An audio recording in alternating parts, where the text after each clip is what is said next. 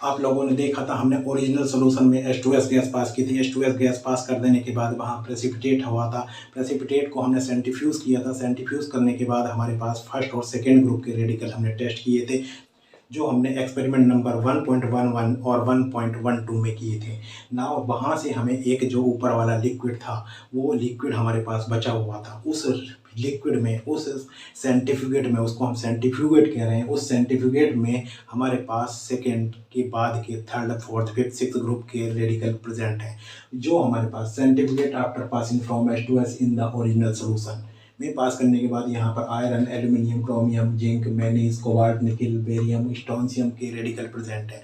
वहाँ पर हमने चूंकि H2S पास की थी तो सोल्यूशन में H2S भी है, बट यहाँ पर हमें पहले H2S को रिमूव करना होगा, और रिमूव करने के लिए हमें उसको बॉयल करना पड़ता है। बॉयल करते हैं तो H2S सोल्यूशन से रिमूव हो जाती है, इसीलिए इसको लिखा जाता है बॉयल ऑफ H2S।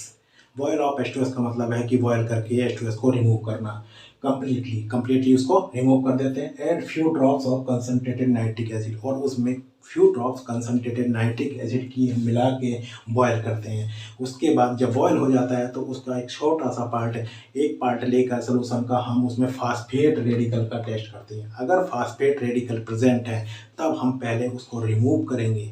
अगर फास्फेट रेडिकल नहीं प्रेजेंट है तो हम सीधे आगे एक्सपेरिमेंट पर चले जाएंगे। तो यहाँ पर फास्फेट है तो हम रिमूव करेंगे। उसका तरीका एक नए एक्सपेरिमेंट में आपको देखने को मिलेगा। और अगर फास्फेट यहाँ पर नहीं है तो फिर इसकी आप रिमूव करने की भी आवश्यकता नहीं है। सीधे फिर हमारे पास जो सोल्यूशन है उसमें हम अमोनियम क्लोराइड मिलाते हैं और अमोनियम हाइड्रोक्साइड एक्सेस अमाउंट में मिलाते हैं। अमोनियम हाइड्रोक्साइड इतनी अमाउंट में मिलाते हैं कि उस सोल्यूशन से हमें जब तक अमोनिया की गंध ना आने लगे, जब अमोनिया की गंध आने लगती है तब वो कम्प्लीटली मिलाना हम बंद कर देते हैं, अर्थात कंप्लीट रिएक्शन हो गई है। जब हम यहाँ पर मिलाते हैं अमोनियम हाइड्रोक्साइड का और अमोनियम क्लोराइड को में सोल्यूशन मिलाते हैं तो हमारे पास सारे के सारे रेडिकल जो थर्ड ग्रुप के हैं वो हाइड्रोक्साइड के रूप में प्रेसिपिटेट हो जाते हैं, जिसमें कि आयरन, एल्यूमिनियम और क्रोमियम के हाइड्रोक्साइड होंगे। यहाँ पर जैसे ही इनका प्रेसिपिटेट आता है फिर दोबारा से हम उसको सेंट्रीफ्यूज करते हैं, जैसे हमने पहले किया था। सेंट्रीफ्यूज करने के बाद यहाँ पर ये हाइड्रोक्साइड अलग हो जाएंगे, रेसिड्यू के रूप में आपको प्राप्त होंगे, हाइड्रोक्साइड ऑफ दिस रेसिड्यू। ये रेसिड्यू प्राप्त होंगे हाइड्रोक्साइड के रूप में, और जो आपके पास ऊपर का लिक्विड बचेगा, वो सोल्यूशन बचेगा, उसमें आपके फोर्थ, फिफ्थ, सिक्स्थ ग्रुप के रेडिकल होंगे, जिसमें कि zinc, manganese, cobalt, nickel, barium, strontium, calcium और मैग्नीशियम रेडिकल होंगे। उसको हम टेस्ट करने के लिए एक्सपेरिमेंट नंबर 1.14 पर चले जाएंगे। यहाँ पर हम इन तीनों का थर्ड ग्रुप का टेस्ट करेंगे, जिसमें हाइड्रोक्साइड है, आयरन, एल्यूमिनियम, क्रोमियम का, और आपको टेस्ट करना है आयरन का, एल्यूमिनियम का और क्रोमियम का। नाउ देखते हैं अब किस प्रकार से हम एक एक करके इनका टेस्ट शुरू करते हैं।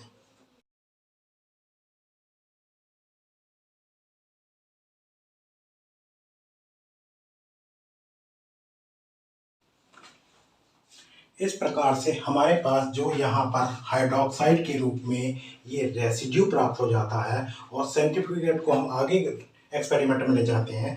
यहाँ इस हाइड्रोक्साइड को हम वॉश करते हैं विद वाटर और ट्रीट द वार्ज residue with about 2 ml NaOH solution. मतलब कि आप यहाँ पर रेसिड्यू को पहले वाटर के साथ वॉश कर लेते हैं और उसमें फिर उसके बाद 2 ml NaOH solution, 2 ml NaOH solution मिलाते हैं, NaOH सोल्यूशन मिलाते हैं और उसके बाद उसको सेंट्रीफ्यूज करते हैं। सेंट्रीफ्यूज करने पर यहाँ पर जो एक आपको सेंट्रीफ्यूगेट मिलेगा और एक प्रेसिपिटेट मिलेगा। फर्दर जब यहाँ पर ये आपको एक प्रेसिपिटेट मिलता है और एक सेंट्रीफ्यूगेट मिलता है। प्रेसिपिटेट में आपको यहाँ पर रेसिड्यू ऑफ आयरन हाइड्रोक्साइड और क्रोमियम हाइड्रोक्साइड मिलेगा।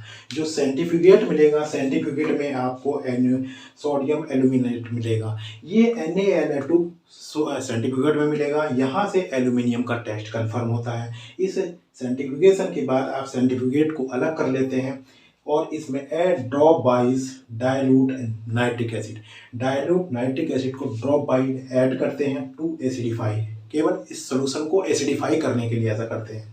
नाउ ऐड अमोनियम हाइड्रोक्साइड इन drops till solution smells ammonia. और इस सोल्यूशन में हम तब तक अमोनियम हाइड्रोक्साइड मिलाते हैं जब तक कि अमोनिया की अच्छे से गंध ना आने लगे। जब अमोनिया की स्मेल आने लगती है तो एक वाइट प्रेसिपिटेट कन्फर्म्स एल्यूमिनियम।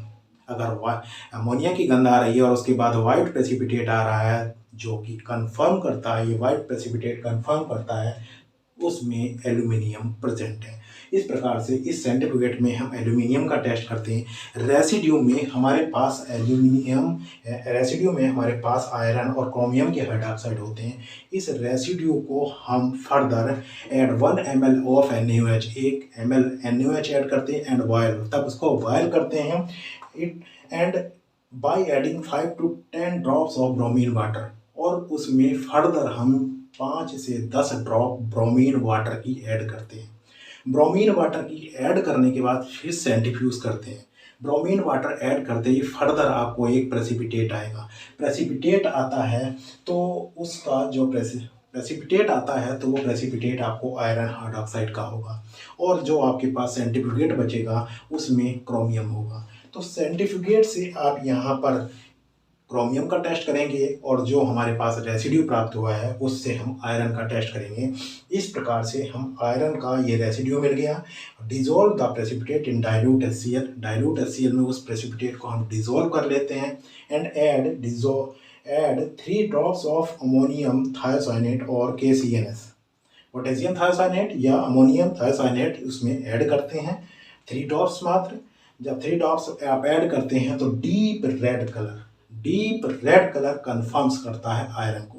अगर डीप रेड कलर आ रहा है दैट मीन्स उसमें आयरन प्रेजेंट है, और सपोज नहीं आ रहा है तो आयरन प्रेजेंट नहीं होगा। तो आपको एक्सपेरिमेंट तो वहीं से पता चल जाएगा कि जब यहाँ से हम आ रहे हैं कि हमारे पास ये रेसिड्यू में क्या क्या प्रेजेंट है। अगर पहले कुछ आ गया है तो आप देखते चलेंगे कितना आपको मिल रहा है।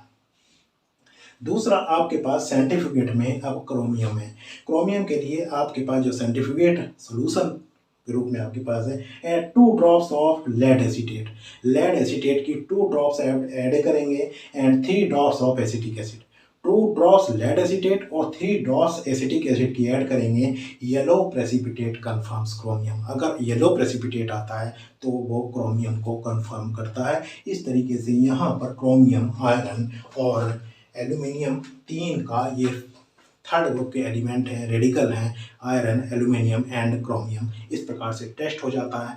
ये टेस्ट कंप्लीट होने के बाद अब हम नेक्स्ट ग्रुप में जाते हैं जो एक्सपेरिमेंट नंबर 1.14 होगा, अर्थात आप 4th ग्रुप के लिए बढ़ते हैं। तो ये जो हमारे पास सेंट्रीफ्यूगेट मिला है इसको हम 4th ग्रुप में आगे ले जाते हैं और वहाँ पर एक्सपेरिमेंट करते हैं।